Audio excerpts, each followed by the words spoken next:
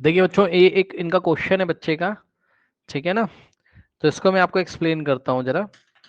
एक क्वेश्चन इस बच्चे ने पूछा हुआ है आपकी एनसीईआरटी बुक का ही, तो इसको मैं एक इजी मैनर से आपको एक्सप्लेन करता हूँ, एक इजी तरीके से।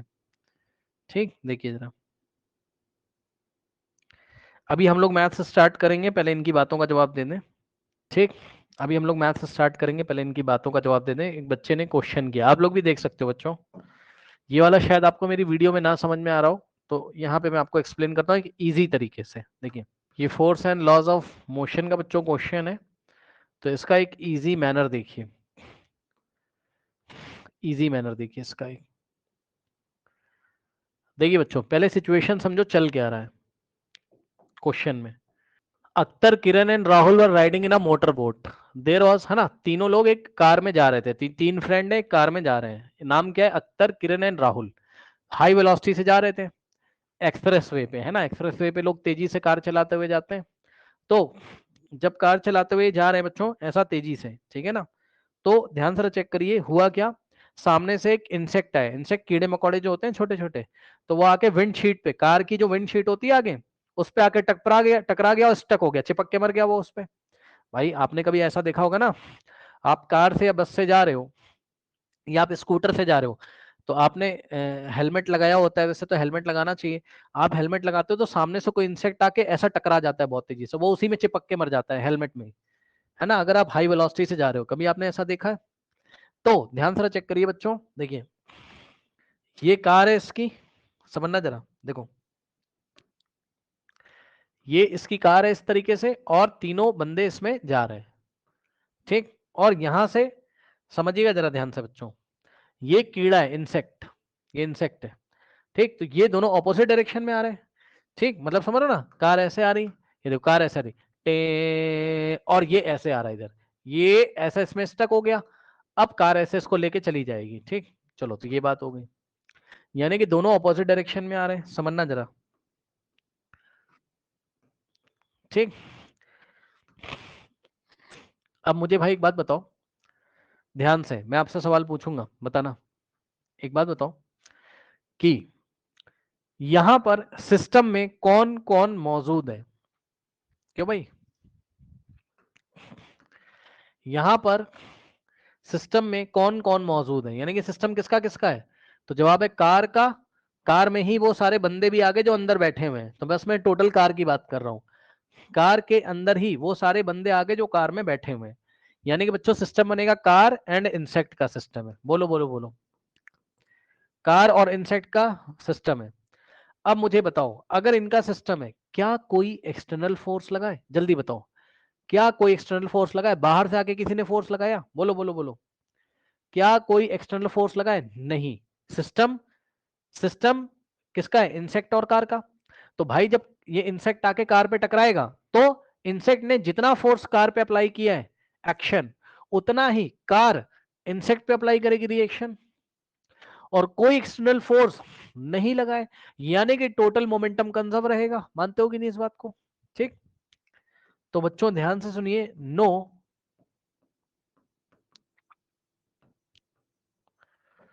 एक्सटर्नल फोर्स, कोई एक्सटर्नल फोर्स नहीं लगा है, यानी कि टोटल मोमेंटम कंजर्व। ठीक, टोटल मोमेंटम कंजर्व्ड।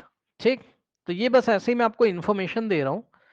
अब मैं देखता हूं कि किरण ने क्या बोला, राहुल ने क्या बोला, और तीसरा बंदा कौन सा आपका?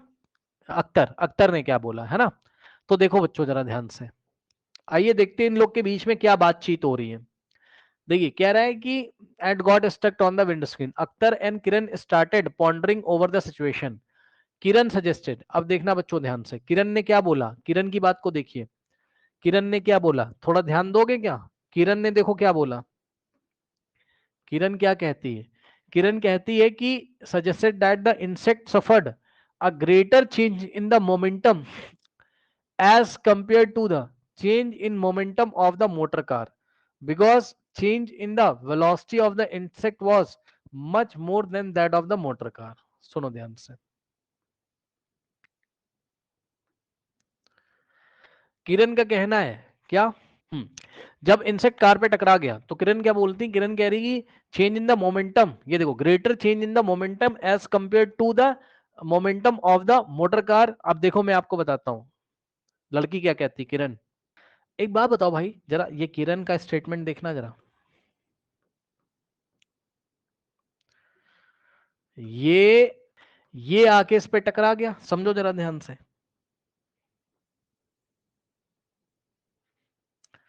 और जैसे ही टकराया होगा बच्चों, ठीक, टी टाइम के लिए कांटेक्ट हुआ होगा, बोलो बोलो बोलो, अरे भाई टी टाइम के लिए कांटेक्ट हुआ होगा, मतलब अगर मैं तुमसे पूछूं कि मोमेंटम में चेंज आने में कितना टाइम लगा, टी टाइम, नहीं समझ पा रहे हो यार, वो उधर से आ रहा है, ऐसे टकरा रहा है, अब टकरा रहा है तो कुछ ना कुछ, मतलब पहले तो इस डायरेक्शन में जा रहा था, अब वो टकरा गया और कार में चिपक गया, अब कार लेके इसको उधर जा रही है, यानी कि इंसेक्ट और कार दोनों सेम वेलोसिटी से चल रहे हैं। अब कहने का बस इतना सा मतलब है, क्या इंसेक्ट की वेलोसिटी में सॉरी, क्या इंसेक्ट के मोमेंटम में चेंज आया होगा कि नहीं आया होगा, पहले तो ये बता दो, बोलो यार, बड़ी कॉमन सी बात पूछ रहा हूं, इंसेक्ट के मोमेंटम में कुछ तो चेंज आया होगा, नहीं समझे यार, मोमेंटम का फॉर्मूला क्या होता है, मास इनटू वेलोसिटी, तो वेलोसिटी में तो चेंज आया होगा ना, पहले वो इधर जा रहा था, वेलोसिटी वेक्टर क्वांटिटी होती, पहले वो इधर जा रहा था, अब वो इधर जा रहा है, तो वेलोसिटी में कुछ तो चेंज आ रहा होगा, ठीक, वेलोसिटी में कुछ तो चेंज आ रहा होगा, मानते हो कि नहीं इस बात को, सही है। तो ध्यान से सुनिएगा बच्चों, देखिए, मतलब इंसेक्ट के मोमेंटम में चेंज आया, यस सर, तो मोमेंटम में जो चेंज आया वो कितनी देर में आया, जितने टाइम तक कोलोजन हुआ तभी तो मोमेंटम में चेंज हुआ होगा, भाई मोमेंटम में चेंज कब आया होगा, स्मॉल टाइम टी में, किसी टाइम टी में मान लो। अब मुझे बताओ rate of change of momentum क्या होता है, लग रहा है सब भूल गए हो भाई, इधर ये इससे टकराया डेल्टा टी टाइम के लिए, तो समय कितना है डेल्टा टी, इस छोटे से टाइम में मोमेंटम में चेंज आया होगा, ध्यान से सुनिए अब, देखिए rate of change of momentum क्या होता है, जल्दी जल्दी जल्दी, rate of change of momentum क्या होता है, बोलो, rate of change of momentum क्या होता है, delta P by delta T, ठीक, rate of change of momentum delta P by delta T, लेकिन लेकिन लेकिन rate of change of momentum ही तो फोर्स होता है यार, भूल गए हो क्या, rate of change of momentum Newton second law से फोर्स होता है कि नहीं होता है, बताओ। अब सुनो, एक बात ध्यान से सुन लेना, दो सुनो, ये तुम्हें पता है कि नहीं, क्या जो मैं पूछने जा रहा हूं बताओ, सुन लो ध्यान से, जब इंसेक्ट इस पे टकराया, ठीक, तो इंसेक्ट ने विंड शीट पे जितना फोर्स लगाया होगा, विंड शीट भी तो इंसेक्ट पे उतना ही लगाएगी, मानते हो कि नहीं, बताओ, ये सुनो, ये पहले मुझे बता दो, बोलो, इंसेक्ट ने विंड शीट पे जितना फोर्स लगाया, विंड शीट भी इंसेक्ट पे उतना लगाएगी, ये मान गए कि नहीं मान गए, हाँ ये तो मान गए हो, अब बताओ भाई क्या दिक्कत हो गई जब ये मान गए हो, जब इंसेक्ट ने विंड शीट पे जितना लगाया और विंड शीट ने इंसेक्ट पे जितना लगाया, दोनों फोर्स जब बराबर हैं तो फोर्स क्या होता है भाई, फोर्स क्या होता है, चेंज इन मोमेंटम ही तो होता है, और टाइम को 1 यूनिट कर दो, यार डेल्टा टी को 1 यूनिट कर दो ना यार, क्या दिक्कत है, तो rate of change of momentum कितना हो जाएगा, डेल्टा पी बाय 1, यानी कि डेल्टा पी, यानी कि यही change in momentum per unit time है, ठीक। अब बताओ, अब बताओ भाई, एक बात बताना जरा, अगर कार ने इस पे फोर्स लगाया कितना, एफ, इधर, तो इंसेक्ट भी तो कार पे एफ लगाएगा, और एफ होता किसके इक्वल है, एफ होता किसके इक्वल है, delta P by delta T के, ठीक।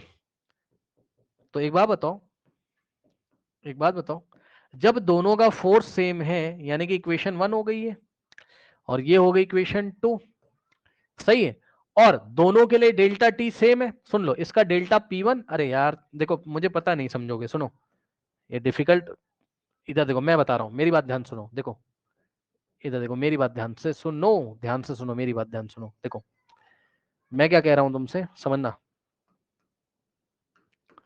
सुन लो सुन लो सुन लो सुन लो, ये जो इंसेक्ट है ये कार में कितनी देर के लिए चिपक के रह रहा है? डेल्टा टी टाइम के लिए। अरे यार, जो मोमेंटम में चेंज आएगा उसमें लगा समय बता दो बस मुझे, मतलब मैं लिख देता हूं तब समझोगे, ऐसा नहीं समझोगे। रुक जाओ, मैं तुमसे क्या कह रहा हूं, मैं क्या कह रहा हूं तुमसे, मैं कह रहा हूं क्या कि हाँ कांटेक्ट टाइम बता दो मुझे। चलो बेटा, कांटेक्ट टाइम बता दो मुझे, कितने टाइम के लिए कांटेक्ट हुआ? डेल्टा टी टाइम के लिए दोनों ने कांटेक्ट किया। अब बच्चे बोलेंगे सर कांटेक्ट तो सर बहुत देर तक है, इंसेक्ट तो उसमें चिपक गया। हाँ मुझे भी पता है भाई, मैं वो वाला टाइम पूछ रहा हूं जिस टाइम जस्ट मोमेंटम में चेंज आया होगा। मतलब जस्ट जब टक्कर हुई होगी तो वो टाइम डेल्टा टी ही तो हुआ होगा यार, कार के लिए भी और इंसेक्ट के लिए भी। बाकी तो कार फिर उसको लेके चली जा रही, वो तो बात की बात है, वो छोड़ दो तुम। जब टकराया है तो डेल्टा टी टाइम के लिए टकराया है। कांटेक्ट कितने टाइम के लिए हुआ बताइए? Delta T time. और इसी टाइम में मोमेंटम में चेंज हुआ होगा। ध्यान सुनो, इसी टाइम में क्या हुआ होगा? चेंज इन मोमेंटम हुआ होगा। सुन लो भाई ध्यान से। तो मैंने तुमसे सवाल पूछा कि कार का मोमेंटम में जो चेंज आया उसको हमने delta CP car by delta T लिखा, और इंसेक्ट के मोमेंटम में जो चेंज आया उसको हमने delta P of insect by delta T लिखा। अब बच्चे बोलेंगे सर डेल्टा टी यहां भी डेल्टा टी भी यहां, ये कैसे ले लिया आपने? भाई समय सेम है यार, कांटेक्ट दोनों का, जितने टाइम में दोनों के मोमेंटम में चेंज हुआ। अब सुनो, ये किसके इक्वल हो जाएगा बताओ? फोर्स ऑन द कार के इक्वल। और ये किसके इक्वल हो जाएगा? Rate of change of momentum of insect is equals to force experience by the insect. हाँ भाई बताओ जरा।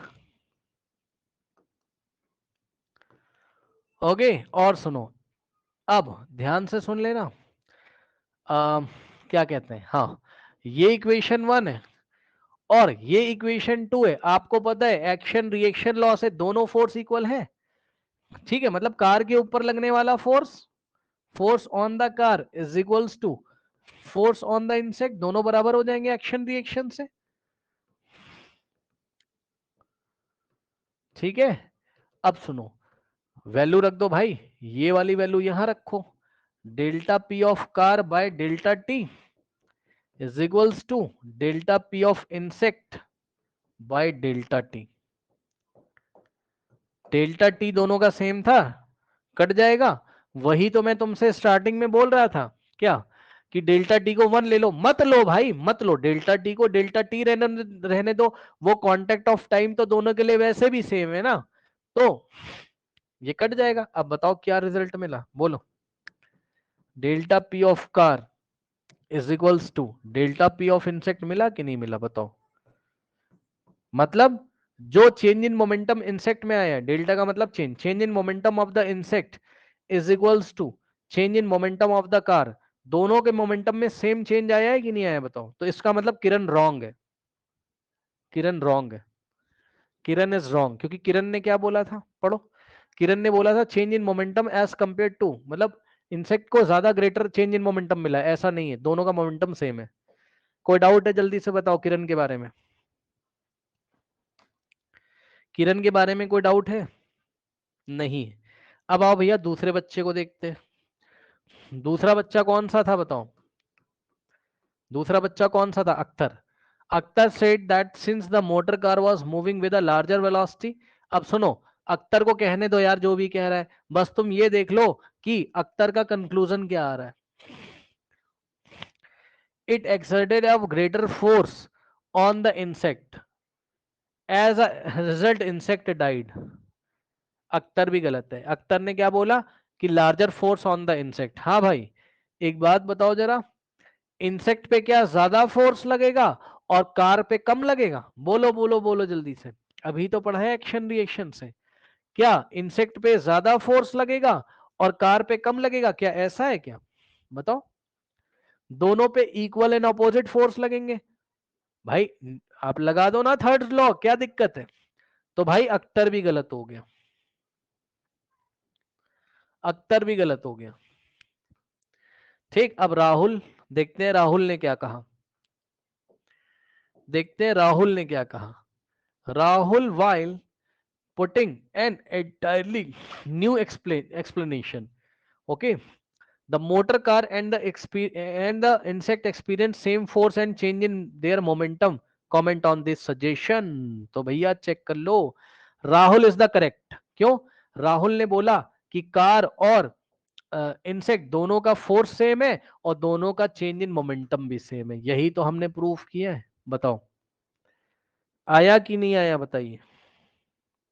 ये ऐसे करके प्रूफ करके चले आना. अब मैं जा रहा हूं मैथ्स कराने. हो गया ना? चलो अब हम क्या करेंगे, क्वेश्चंस करेंगे एनसीईआरटी के. कौन से बेसिस पे? On the basis of mid point theorem. तो कल की क्लास में मैंने आपको मिड पॉइंट थ्योरम प्रूफ करा दी थी, अगर आपको याद हो. ठीक. क्यों भाई बच्चों, याद करके आए हो मिड पॉइंट थ्योरम? तो आप लोग को याद होगा मिड पॉइंट थ्योरम. थोड़ा सा मैं रिवाइज करा दूं बच्चों. अगर आपके पास एक ट्राइंगल है ना, ट्राइंगल ए बी एंड सी, और इसमें अगर आपने दो साइड चूज कर ली है, ए बी का मिड पॉइंट डी और ए सी का मिड पॉइंट ई, है ना. और बच्चों अगर आपने डी को ई से ज्वाइन कर दिया, है ना, अगर आपने डी को ई से ज्वाइन कर दिया तो गिवन क्या क्या रहता था यहां पर कि डी, अब मैं लिख नहीं रहा हूं, आप समझ जाना, याद होगा आपको. तो D is the midpoint of A B and is the midpoint of A C. सही है ना.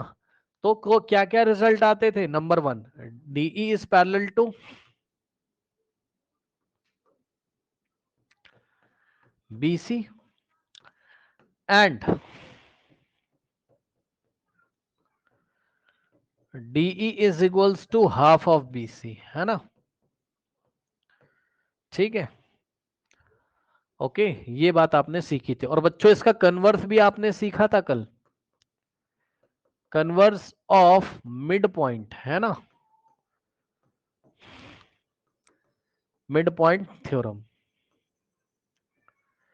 मिड पॉइंट थ्योरम का कन्वर्स क्या था स्टूडेंट्स? इसमें आपको कोई भी एक साइड दे देगा और मान लो चूज की गई साइड कौन सी है? ए बी मान लो, है ना. और इसका मिड पॉइंट दे देगा आपको, याद है. और बस फिर क्या करेगा,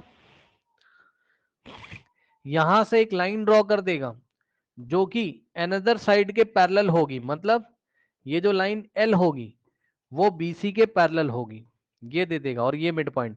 तो इसका रिजल्ट क्या आएगा? इसका रिजल्ट ये आता था कि ये जो लाइन है वो एसी को, यानी कि थर्ड साइड को, जिस भी पॉइंट पे इंटरसेक्ट करती थी, पक्का वो मिड पॉइंट क्या होता था? एसी का. तो इसका रिजल्ट क्या आएगा बच्चों? Is the midpoint of AC. सही है, याद आ गया. अब आइए सवालों पे, अब आइए क्वेश्चंस पे. कोऑर्डिनेटर्स है ना हमारा, ठीक है ना. एग्जाम्पल नंबर 6 लेते हैं बच्चों, है ना. अब ये बहुत अच्छा एग्जाम्पल है. ओके, ये बहुत अच्छा एग्जाम्पल है. देखो भाई इस एग्जाम्पल को, इन्होंने तो शॉर्ट में कर दिया है लेकिन हमें करना पड़ेगा. देखिए बच्चों, कह रहा है कि ट्रायंगल एबीसी में D E F are respectively the midpoints of A B B C and C A, है ना. तो ध्यान दीजिए जरा, ये ट्रायंगल है इस तरीके से, और ट्रायंगल ए बी और सी में, ठीक, डी मिड पॉइंट है किसका? ए बी का. तो ए बी का मिड पॉइंट है डी. ठीक, पढ़ लेना ध्यान से. डी किसका मिड पॉइंट है? ए बी का. ठीक, और इसी तरीके से ई किसका मिड पॉइंट है? बीसी का. बीसी का मिड पॉइंट ई है. अब सुनो बच्चों ध्यान से, पता है अब मैं क्वेश्चन आगे बाद में पढ़ूंगा, मैं बाद में पढ़ूंगा. पहले आप मुझे ये बताओ कि अगर डी ए बी का मिड पॉइंट है और ई आपका बीसी का मिड पॉइंट है, सही है ना, और ध्यान से सुनना, अगर मैं क्या करूं, डी को ई से ज्वाइन कर दूं, तो क्या रिजल्ट निकल के आएगा? क्या रिजल्ट निकल के आएगा यहाँ? दो रिजल्ट निकलेंगे। क्या क्या? हालांकि भाई आता है आप लोग को, बताइए। डीई पैरेलल एसी हो जाएगा कि नहीं हो जाएगा, बताइए, मिड पॉइंट थ्योरम से।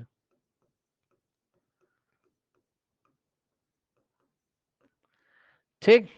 एंड डीई की लेंथ जो है वो हाफ ऑफ एसी भी हो जाएगी। लेकिन पता है क्या है बच्चों, ये वाले रिजल्ट का यूज नहीं करवाता है एनसीईआरटी। मतलब रिजल्ट तो होता है लेकिन शायद ये लोग ना कराएं, तो आप याद रखना बस। अब मैं आगे पढ़ रहा हूं, ठीक है ना, आगे पढ़ रहा हूं। फिर उसने बोला, देख लो जरा, डी ए बी का मिड पॉइंट है और ई बी सी का मिड पॉइंट है, और एफ जो है वो सी ए का मिड पॉइंट है ना। एफ किसका मिड पॉइंट है? सी ए का। तो ये रहा सी ए और इसका मिड पॉइंट है एफ। तो ध्यान से सुनना, अगर मैं क्या कर दूं, ईएफ को ज्वाइन कर दूं, ईएफ को, देख रहे हो, अगर मैं ईएफ को ज्वाइन कर दूं तो भाई बीसी का मिड पॉइंट कौन है? ई, और एसी का मिड पॉइंट एफ है, तो एफ ई को ज्वाइन कर लिया। तो सिलेक्ट कौन कौन सी साइड करी? बीसी और एसी। तो ये ईएफ जो होगा थर्ड साइड ए बी का पैरेलल भी हो जाएगा। सुन लो, ये जो ईएफ है वो थर्ड साइड ए, भाई आप समझ रहे हो? जो लोग नहीं समझ रहे हैं इसको देखें, थोड़ी देर के लिए इसको हटा दो यहां से। अब दिखा कि ई बीसी का मिड पॉइंट है और एफ एसी का मिड पॉइंट है। तो ये EF half of A B और ईएफ पैरेलल टू, समझ रहे हो बात को? नेक्स्ट रिजल्ट क्या आएगा बताओ? EF इज पैरेलल टू, ध्यान देना जरा, EF is parallel to AB हो जाएगा। ठीक। And EF is half of AB भी हो जाएगा।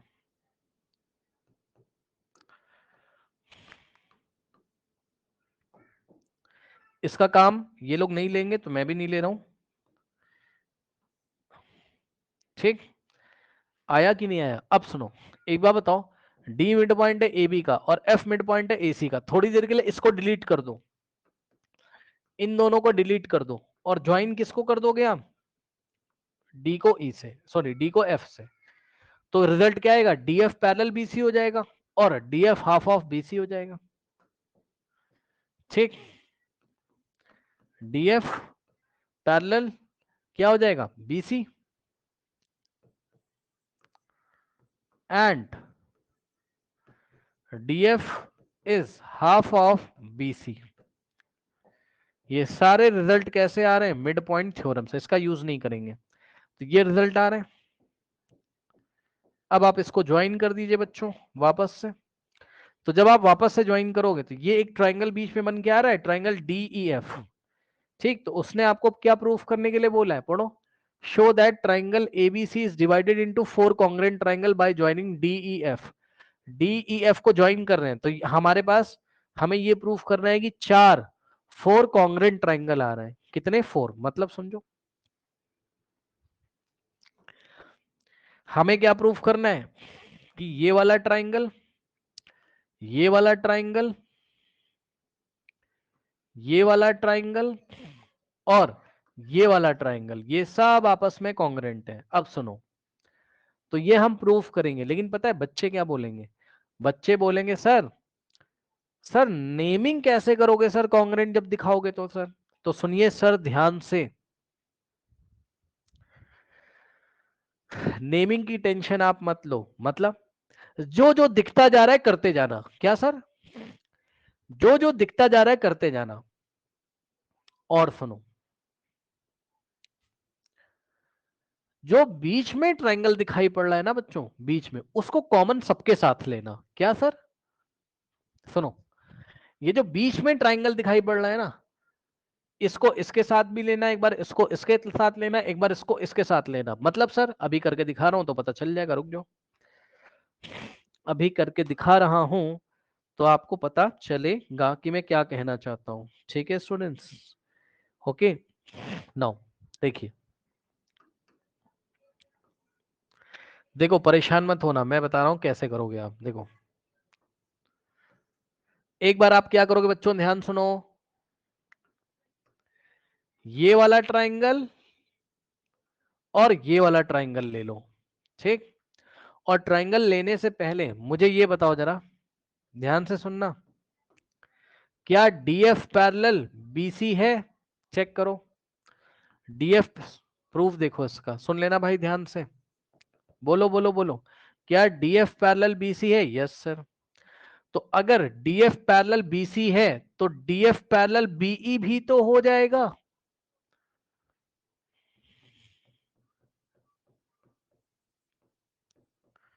एंड सुनना ध्यान से, क्या ईएफ पैरेलल एबी है? ईएफ पैरेलल एबी है? Yes sir. EF parallel AB है तो ईएफ पैरेलल बीडी भी तो हो जाएगा।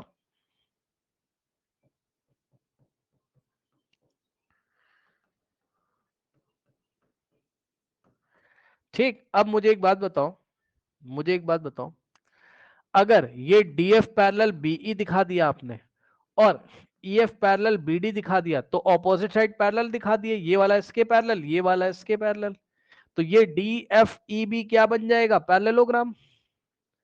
यानी कि D F E B quadrilateral, D F E B सुन लो ध्यान से, डीएफईबी is a parallelogram.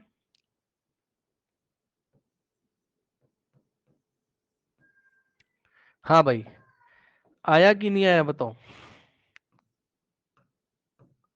डीएफईबी is a parallelogram, आया कि नहीं आया बताइए? और अगर ये पैरेललोग्राम हो गए, ठीक, तो बात आपकी बन जाएगी। कैसे? देखो मैं बताता हूं कैसे।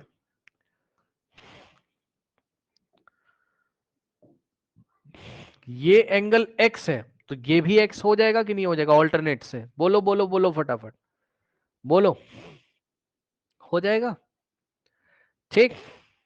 ओके, और सुनो, और ये वाला एंगल अगर y है तो ऑल्टरनेट से ये भी तो y हो जाएगा। तो हम क्या लिखेंगे? अब आपको करस्पॉन्डेंसी चेक करनी आनी चाहिए, ये वाले ट्राइंगल में और ये वाले, यानी कि डी ई एफ में, in triangle D E F and, अब सुनो, जितने भी इसमें अभी आप प्रूफ करोगे, हर एक बार सेंटर वाले ट्रायंगल का नाम डी ई एफ ही रखोगे। एक बार सेलेक्ट कर लिया जो कर लिया, डी ई एफ एंड कौन सा ट्रायंगल लोगे बताओ? इधर से करस्पॉन्डेंसी चेक चेक करो, डी में यहां पे डी पे एक्स है तो यहां पे ई पे एक्स है, यहां पर ई पे वाई है तो यहां डी पे वाई, यानी कि डी करस्पॉन्ड हो रहा है किसके? ई के। और ऊपर वाले ट्रायंगल में ई करस्पॉन्ड हो रहा है किसके? नीचे वाले के, डी के। और ऊपर वाले ट्रायंगल में क्या बच गया? एफ, तो एफ करस्पॉन्ड हो जाएगा किसके? बी के, यानी कि ट्रायंगल डीईएफ तो इधर से ईडीबी।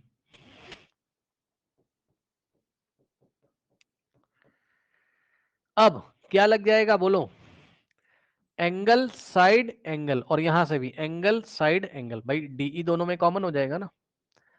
तो देखो, ये वाले एंगल का क्या नाम रखोगे आप? Angle F D E. ये देखो F D E is equals to, तो इसका नाम क्या पड़ेगा? BE D. इसका नाम क्या पड़ेगा भाई? इधर से एफ डी ई तो इधर से बीई डी। ये देखो एफ डी ई तो इधर से बी एफ डी ई तो इधर से बीई डी। ठीक है, देख लो। और रीजन ऑल्टरनेट, तो एक एक तो एंगल इक्वल आ गए, ठीक। अब एक साइड ले लो, ऊपर वाले ट्रायंगल में अगर डीई बोलोगे तो नीचे वाले ट्रायंगल में ईडी बोलोगे। देख सकते हो आप यहां से करस्पॉन्डेंसी से, डीई लोगे तो नीचे ईडी लेना पड़ेगा। तो एक एंगल मिला फिर साइड मिली, इसमें भी एक एंगल मिला फिर साइड मिली, और फिर ये वाला जो एंगल है इसका नाम डीई एफ रखोगे अगर, तो angle D E F is equals to, तो ये वाले एंगल का नाम क्या पड़ेगा? देख लो, D E F is equals to E D B, E D B angle E D B alternate से, ठीक, ऑल्टरनेट से। तो क्या हो जाएगा बताओ, दोनों ट्रायंगल कॉन्ग्रुएंट हो जाएंगे कैसे, एंगल साइड एंगल से। तो बाय एंगल साइड एंगल क्या हुआ, बोलो, ट्रायंगल ईडीबी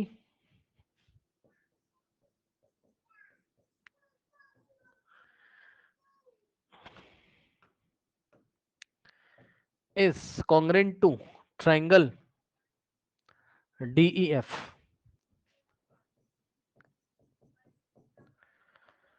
तो हमने क्या किया, हमने ये वाले ट्रायंगल को इसके कॉन्ग्रुएंट कर दिया और इसको इक्वेशन नंबर 1 बना लिया या रिलेशन नंबर 1 बना लिया, ठीक। अब इसी तरीके से हम लोग क्या करेंगे,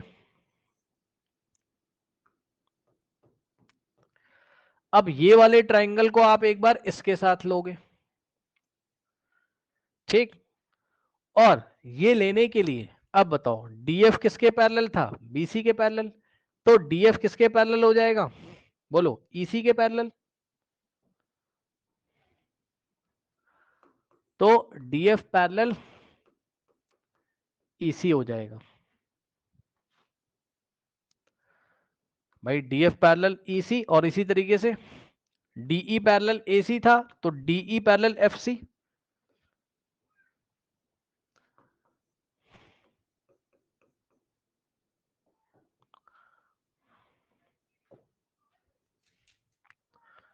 DE parallel FC,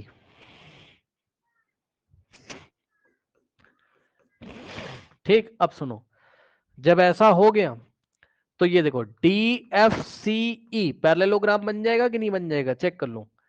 D F C E parallelogram बन जाएगा कि नहीं बन जाएगा, D F C E, D F C E is a parallelogram, ठीक। बात समझ में आ रही कि नहीं आ रही है, चेक कर लो। D F C is a parallelogram क्योंकि डीई पैरेलल ईसी दिखा दिया और F C parallel D E, opposite side parallel कर दिए, तो ये एक पैरेललोग्राम है। अब ये एक पैरेललोग्राम है तो फिर से इधर से ट्रायंगल पकड़ोगे, कौन सा, मैंने बोला है बीच वाले ट्रायंगल का एक ही नाम रखना हर एक बार, डीईएफ। तो डीईएफ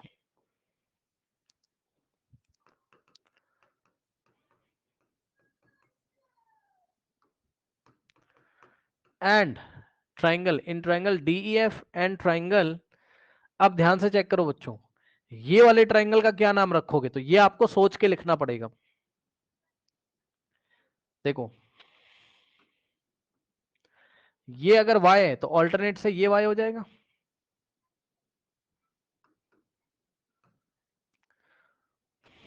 और सुनो ये अगर x है तो ऑपोजिट एंगल्स ऑफ पैरेललोग्राम, ये पूरा पैरेललोग्राम है ना डी एफ सी ई, तो ऑपोजिट एंगल्स इक्वल हो जाते हैं, तो ये x है तो ये x है, ठीक। तो ये हो जाएगा। अब देखो हम क्या करेंगे,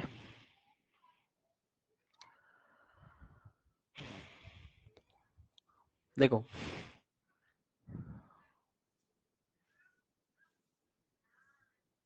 तो D करस्पॉन्ड होगा किसके, डी सी के करस्पॉन्ड हो जाएगा, ठीक। और डी ई एफ में E किसके करस्पॉन्ड होगा, F के। तो जो बच गया वो automatically correspond, D E F में कौन बचा, F।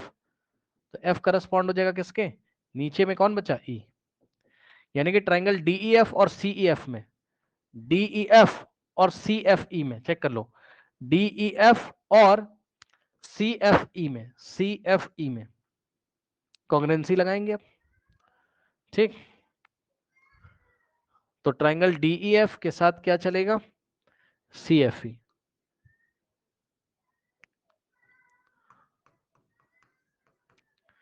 अब हमें एक काम करना पड़ेगा भाई, ये फिगर कॉपी करना पड़ेगा, इसको ना स्क्रीनशॉट ले लेते हैं इसका।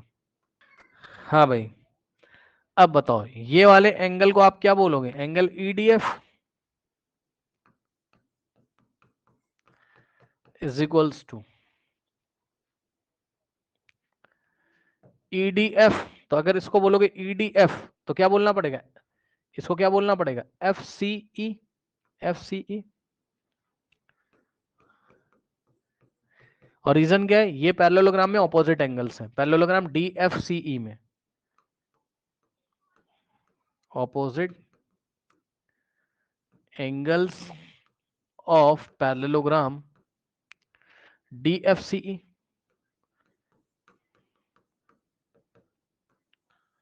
ठीक, तो एक एक एंगल मिल गया। अब साइड देखो, DE की लेंथ किसके इक्वल होगी, DE की लेंथ CF के इक्वल होगी। रीजन क्या है, चेक कर लो। DE की लेंथ देखो, इधर से ये DE लिया तो इधर से CF, ये दोनों लेंथ वाइज आपस में इक्वल होंगे। रीजन क्या है, opposite sides of parallelogram.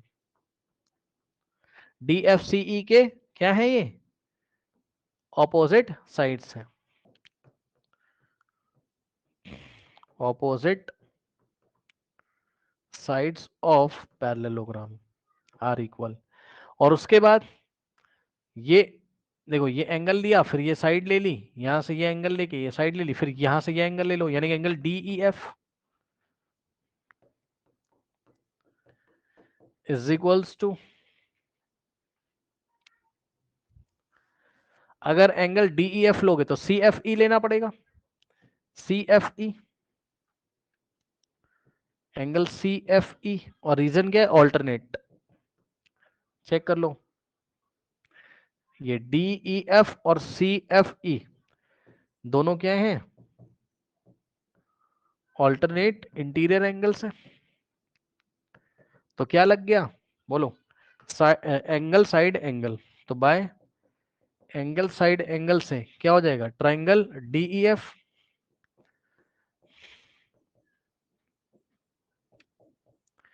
Congruent to triangle CFE।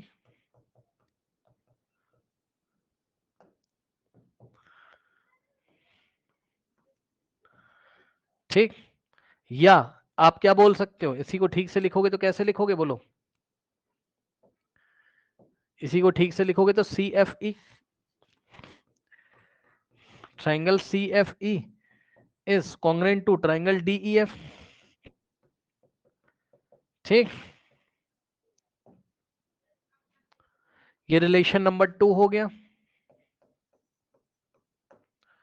ठीक, ये रिलेशन नंबर 2 हो गया।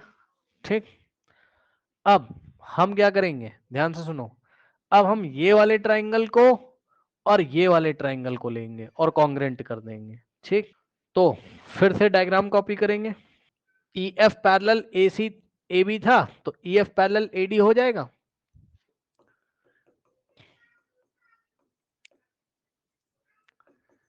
एंड देखो, EF parallel AD and AF parallel DE, या DE पैरेलल AF। सही है। अब EF पैरेलल AD तो DE पैरेलल AF, तो क्या हो जाएगा, AFED is a parallelogram, AFED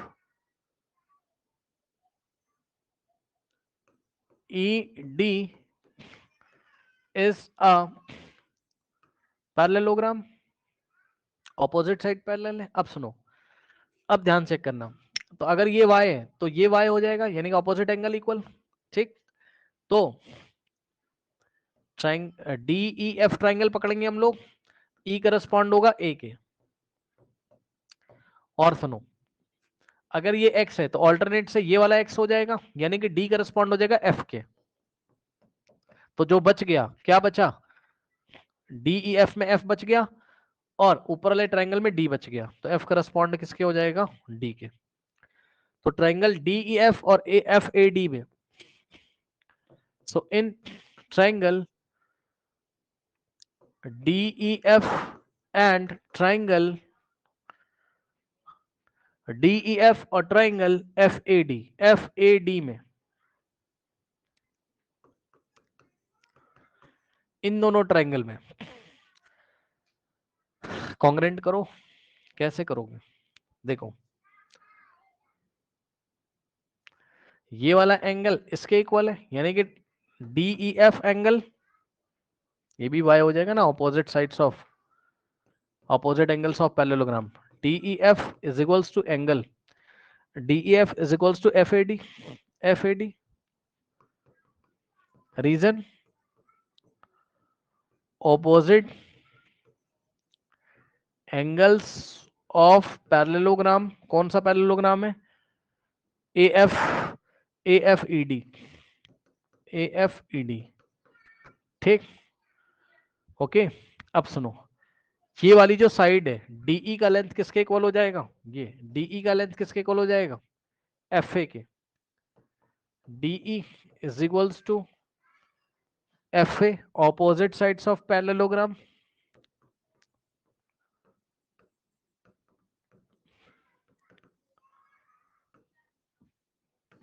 और पैरेललोग्राम कौन सा देख रहे हो आप?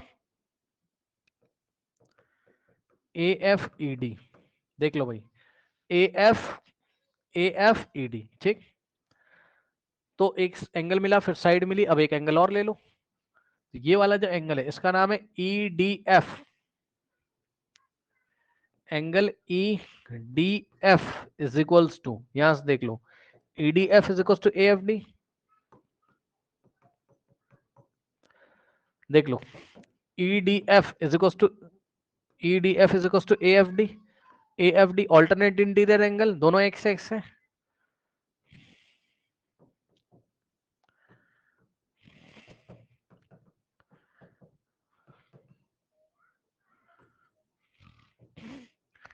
अब सुनिएगा ध्यान से, तो क्या हो गया? ट्राइंगल FAD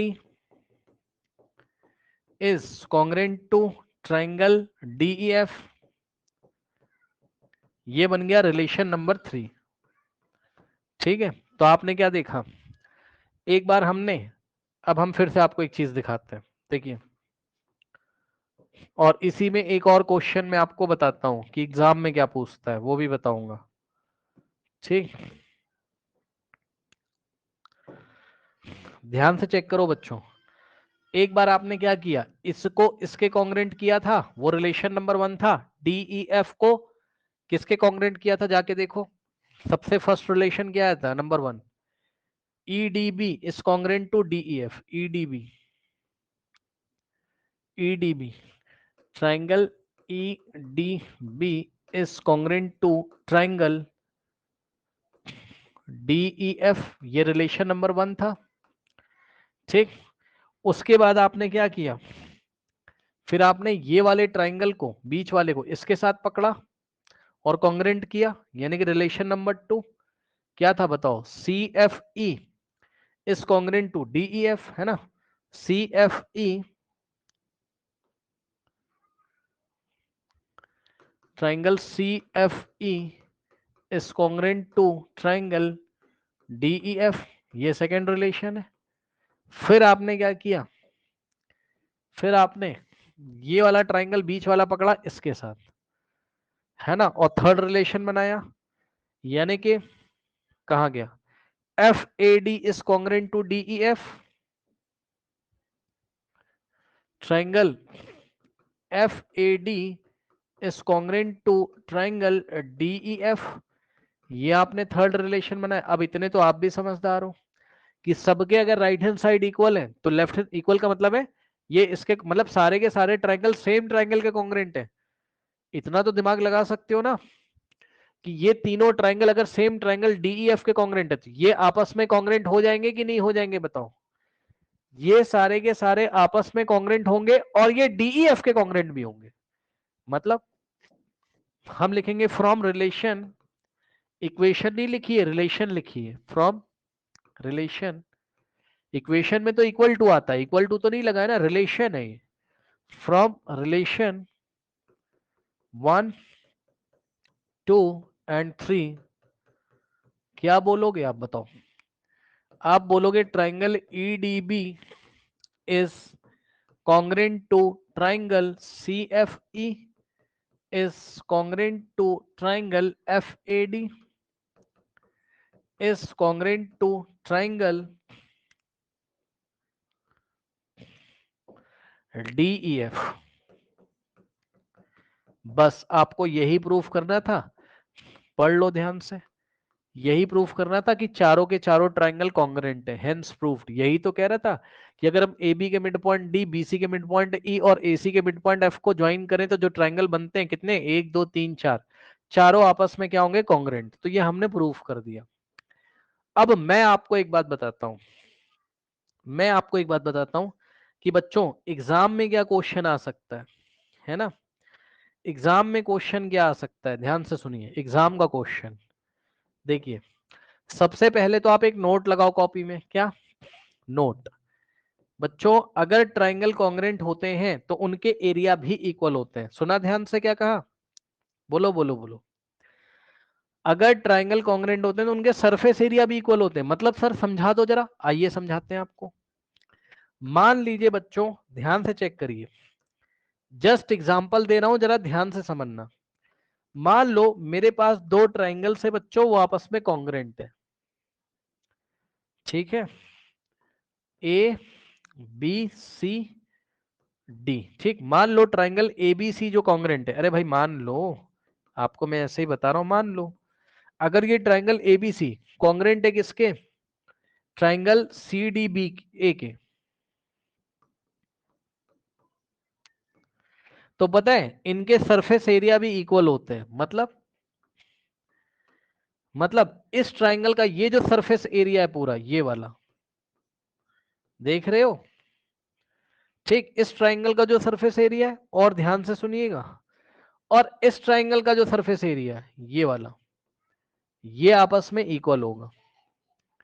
मतलब अगर कभी भी दो ट्राइंगल कॉन्ग्रुएंट होते हैं तो उनके एरिया भी इक्वल होते हैं। ओके, मतलब कि ए एरिया ऑफ, ऐसे लिखा जाता है, area of triangle A B C is equals to area of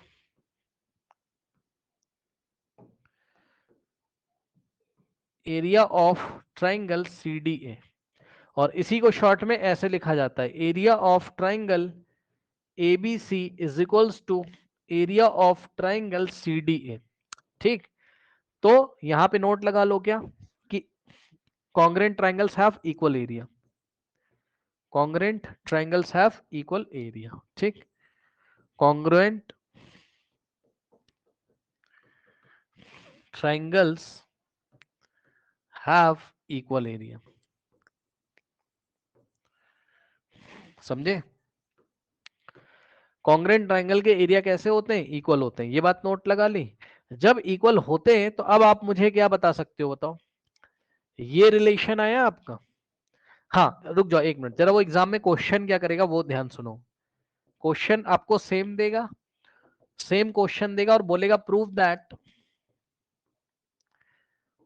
ध्यान से सुनना बच्चे, प्रूव दैट एरिया ऑफ, बीच वाला ट्राइंगल का जो एरिया है, एरिया ऑफ डीई एफ,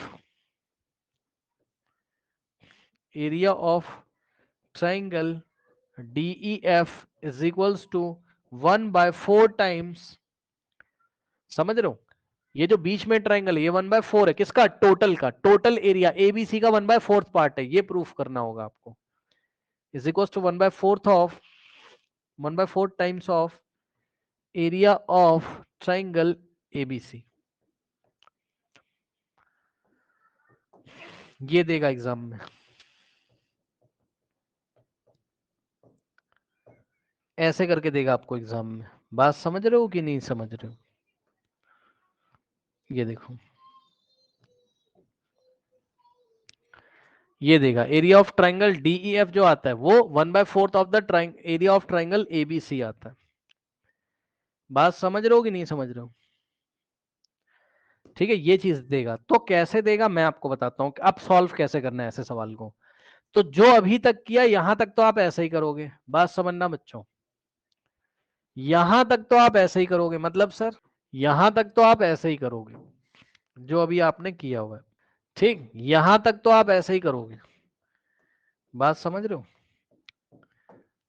सबको कॉन्ग्रुएंट दिखाया और उसके बाद ये वाला नोट लगाओगे कि कॉन्ग्रुएंट ट्रायंगल का इक्वल एरिया होता है। फिर इसका मतलब आप क्या बोलोगे, फिर ए आर का मतलब area, area of triangle EDB is equals to, सबके एरिया इक्वल कर दोगे, फिर area of triangle C F E is equals to area of triangle F A D is equals to area of triangle DE F. ठीक, ऐसा लिखोगे आप। अब मुझे एक बात बताओ, अगर हम सारे एरिया को जोड़ दें, इसको कोई इक्वेशन बना लेना, जो बनाना हो बना लेना। अरे भाई एक सेकेंड रुक जाओ जरा, है ना।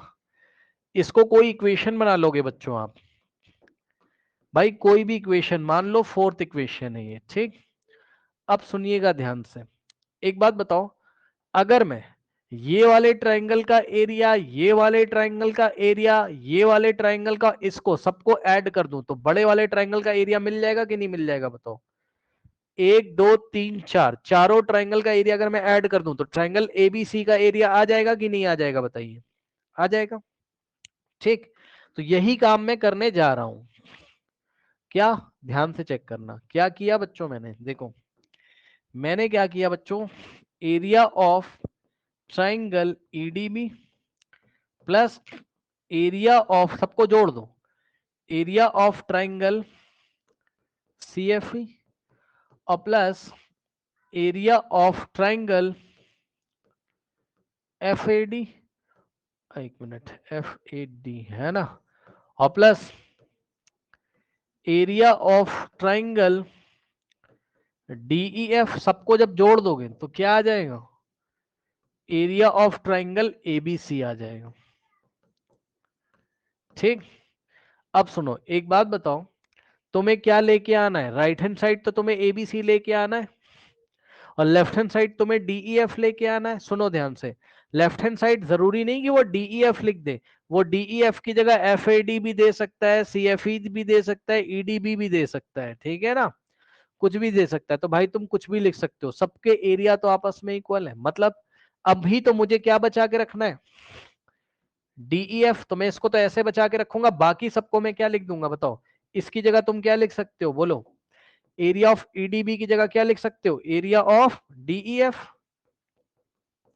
क्यों, क्योंकि ये वाला यार चारों का एरिया इक्वल है, तो एरिया ऑफ ईडीबी की जगह तुम क्या लिख सकते हो, area of DEF. Area of CFE की जगह भी क्या लिख सकते हो तुम, एरिया ऑफ ट्राइंगल, बोलो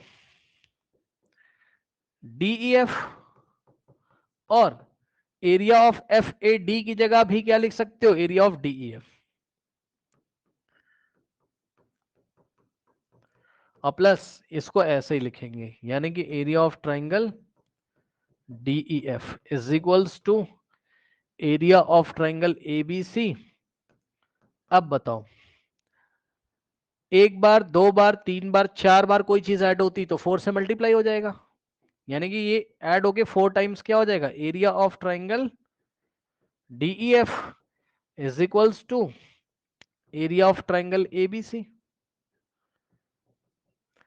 जिसको नहीं समझ में आ रहा है खुद सोचो भाई, एक टॉफी, दो टॉफी, तीन टॉफी, चार टॉफी, टोटल फोर टॉफीज हो जाएंगी। तो वैसे ही एक बार एरिया ऑफ डीईएफ, दो बार, तीन बार, चार बार लिखा है तो four times area of triangle DEF होगा सारा ऐड होके। अब ये फोर मल्टीप्लाई उधर जाके डिवाइड हो जाएगा, तो क्या हो जाएगा, एरिया ऑफ ए आर का मतलब area of triangle DEF is equals to, ये जब इधर फोर डिवाइड होगा तो इसको इधर वन बाय फोर लिख सकते हो आप, फोर से डिवाइड करो या वन बाय फोर से मल्टीप्लाई करो, बात सेम है। तो one by four times area of triangle ABC, hence proved. इतने लंबे लंबे सवाल हैं भाई इसमें, समझ जाना जरा। ओके, ये हमने प्रूफ कर दिया। आई थिंक आपको मेरी बात समझ में आई होगी। ठीक है, आपको मेरी बात समझ में आई होगी। ठीक,